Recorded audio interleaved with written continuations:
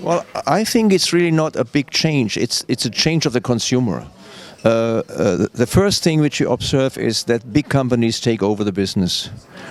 Small shops have to work in niches, and it's very difficult to create a niche. So I think the big players, including Amazon, this kind of totalitarian marketing is dominating, and it's a big problem for small companies and for small shops to find a place to show their identity, because it's design becomes more and more a question of communication, and the communication is expensive, and especially design becomes more and more global. So local presentation is still not really in a good position, but it will change. It will change to the positive, I'm sure. I would say that everybody talks about design today, but I'm a little bit critical on that point because, basically we have too many fairs, we have too many, we have a tremendous overproduction of things which are more or less the same. Design is not anymore recognized only as an experiment, as an innovative part. It's more recognized as being an adaptation of something which is already existing. So I think my basic statement would be, let's do less, but let's do better. Less but better. And in the long run it will go like this, because we also have ecological responsibility. And commercially I think it will not become a handicap, because if you do better research in design, if you do more archetypical thinking, if you really do experimental thing on a long run and develop less products, those products are keeping longer in the market, so you can ask for higher price. You and me as a consumer would spend a higher price if you are sure that this item can live longer with you. You don't have to get rid of it so fast. I mean, we have we are more and more living in a throwaway society. Well, I was somehow forced here in Frankfurt to do that, because we have an area in the fair. We have seen this midday, where there's a presentation, a cumulation of ugliness, of beautiful ugliness and of bad ugliness, and we saw one very good example today, as you know, what I tried to explain is that design as a word means everything what you do, what human being is doing, what a machine is doing, is a design piece. Now we use design on a more sophisticated level, saying design must be a very different product to the others. It has to be differentiated. It has to be, identifiable. It has to be unmistakable. And I think insofar, some of the stuff which comes from the kitsch tradition, which has nothing to do with Bauhaus or with any kind of reduction or simplicity, has a certain value. And we try to find out why these people are doing this. And Mr. Berger of this company we saw did a very good explanation. And we also discussed the possibility of, or let's say the aim, the desire of the consumer to have polarization, to have antipodes. So on the one side you have the design concept, like we know, which is already kind of old-fashioned. And on the other side you have this kitsch, which has been never discussed under design aspects. So I think kitsch, we have to find a new word for that. Maybe we will have it in a few days or a few weeks or for years. It has a place in the design society, especially when you look into fairs. It's not only Frankfurt who shows gift items, which are unnecessary, but some are very important. And I'm sure design today is not only the product which counts, it's the environment, it's the way you present it well, how you present it, how you give the simulation, how you create atmospheres with the item. And in short discussion, already today we saw that it's possible to show those figurines he did, this Chinese-Japanese association of these moving figures, of this moving cat, could be a wonderful polarization to a design shop with furniture from Corbusier and Eames. Why not? We should do the risk. We should take the risk. We should really try to polarize these things. The stuff which is shown at the moment in this environment is not shown well. So also kitsch has to be presented in a different concept. We don't know yet, but we know that they have to change. The fair concept in the last years all over the world is old-fashioned. It shows product, it shows a tremendous investment of presentation, it shows displaying things.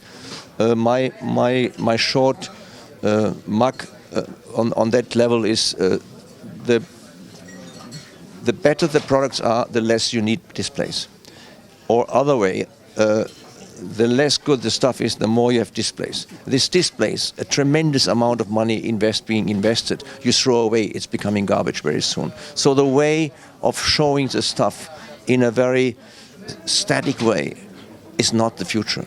So I think we have to think about new kind of presentation, and I think we have to be more careful in selecting their stuff. I mean, we have to somehow also be careful that we don't show unnecessary stuff. We have to be socially and politically involved in showing merchandise in the fair. So I would really like to have a fair which has empty halls. An empty hall would be a fantastic place to organize some events and showing different things, or relaxation, or giving people a chance to choreograph the halls themselves, not with merchandise, but without merchandise. So in a way, a big fair like Frankfurt could be, if they do it well, they could really get involved with other mediums around design. Design is communication, so we need a lot of communication asset. Apart from digitalization, we have to talk about much more and show much more about how we can sell digitally the stuff. So I think it will become a strong paradigm shift in the next 10 years, I presume. Well, I think, first of all, I think it's a reaction on the globalization, that we get confronted with more and more old craft and modern craft. I think this is normal. It's also very visual, also politically, that we have much more nationalization. We think more in nations, more in ethnics, more in local cultures.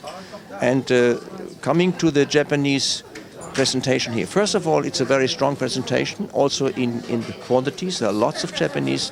And what is interesting is the Japanese do show mainly their tradition with their own products. That means these products are not corresponding with the demand of German or European or American products or market. They're much too small.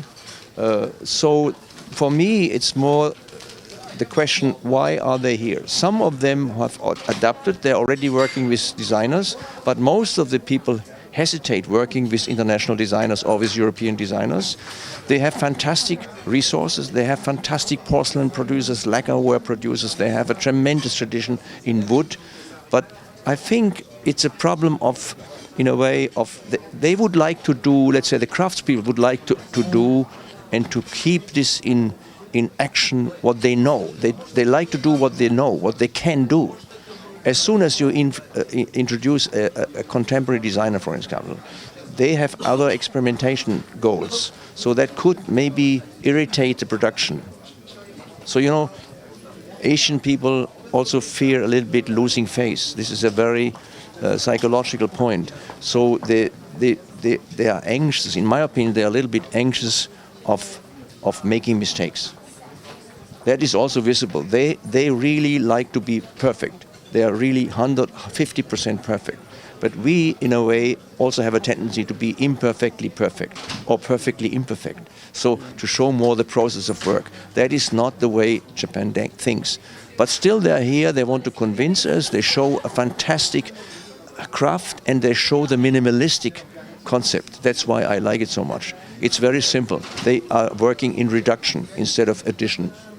They reduce the means. They work within restrictions, and they work in a very modest, rather philosophical way doing products. Those products are mainly very, very long-term lasting. Well, as you know, design is much more than just doing nice shapes. It's, for instance, design is also communication. So I could give you one simple hint here. We have the Erasmus program. That means we have the possibility of exchanging students within Europe.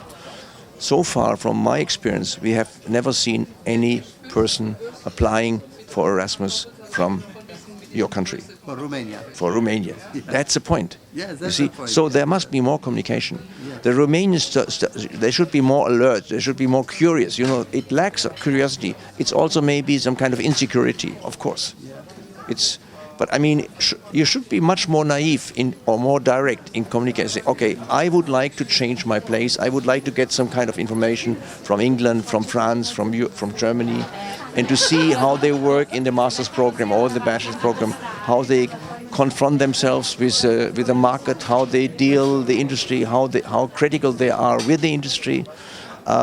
And we have this experience with Chinese people, with Japanese students in our university. Sometimes with French students, they like to come to Germany because they know, especially in our school, that we work, for instance, very interdisciplinarity. We work very interdisciplinary. That means the student can apply for product design, but if he feels, or we as teacher feel it's not okay, we recommend him to change for media or to go into communication design. It's possible without losing time.